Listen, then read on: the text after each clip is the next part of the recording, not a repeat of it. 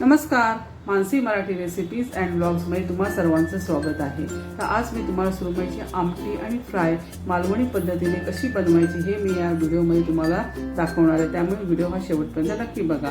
त्यासाठी मी अर्धा नारळ घेतलाय, अर्धा वाटी, अर्धा कांदा घेतलाय। तुम्ही तुमच्या आवडीप्रमाणे कांदा तिखट असतो त्यामुळे तुम्ही प्रमाण कमी जास्त करू शकता। एक टोमॅटो घेतलाय, थोडीशी कोथिंबीर घेतली आहे, 3-4 लसणीच्या पाकळ्या घेतल्या आणि अर्धा इंच आलं घेतलंय।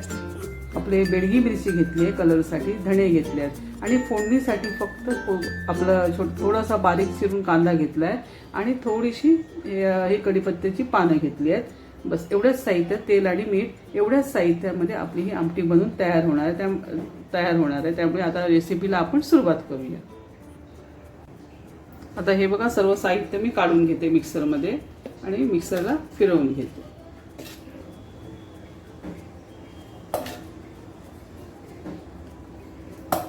हे बघा, हे खोबरं, धणे पण,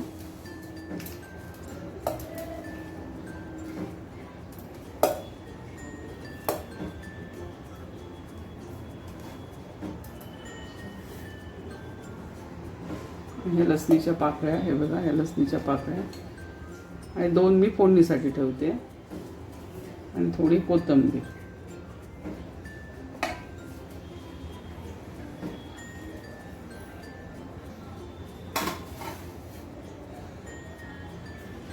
आता हे मी सर्व फिरवून घेते, मिक्सरला फिरवून घेते।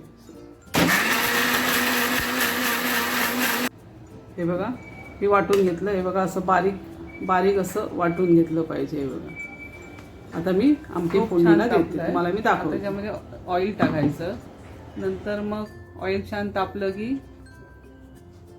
त्याच्यामध्ये लसूण टाकायची, नंतर मग कांदा टाकायचा, कांदा जरा नरम पडला की कढीपत्त्याची पानं टाकायची, चांगलं मिक्स करून घ्यायचं, परतवून घ्यायचं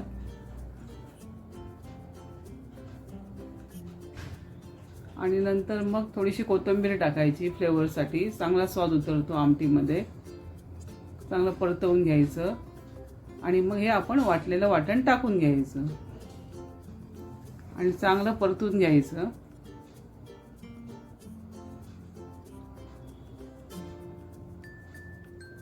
आणि मग आपली कोकमं टाकायची, नंतर मग मीठ टाकायचं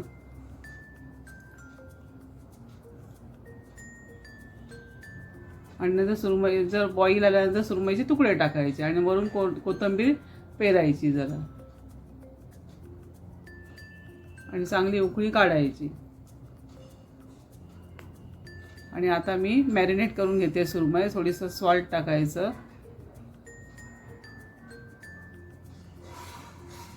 नंतर मग हळद टाकायची, किंचितशी हळद टाकायची। हळद लागते मच्छी म्हटल्यावर, त्याने काय बॅक्टेरिया असतील ते। नंतर मग आपला मालवणी मसाला टाकायचा,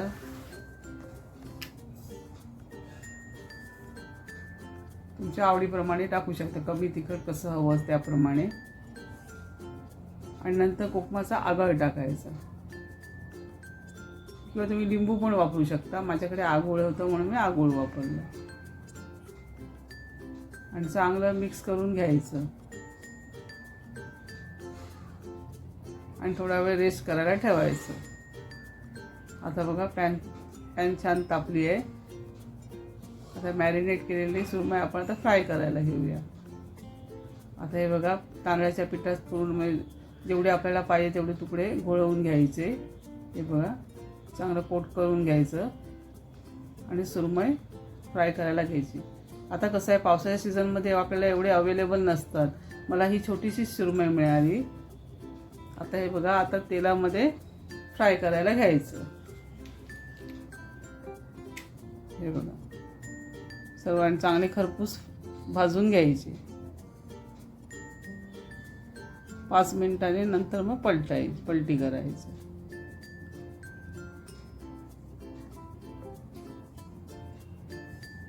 आता एक एक तुकडा चांगला फ्राय करून घ्यायचा। आता हे सर्व मी उलटून घेतले आहेत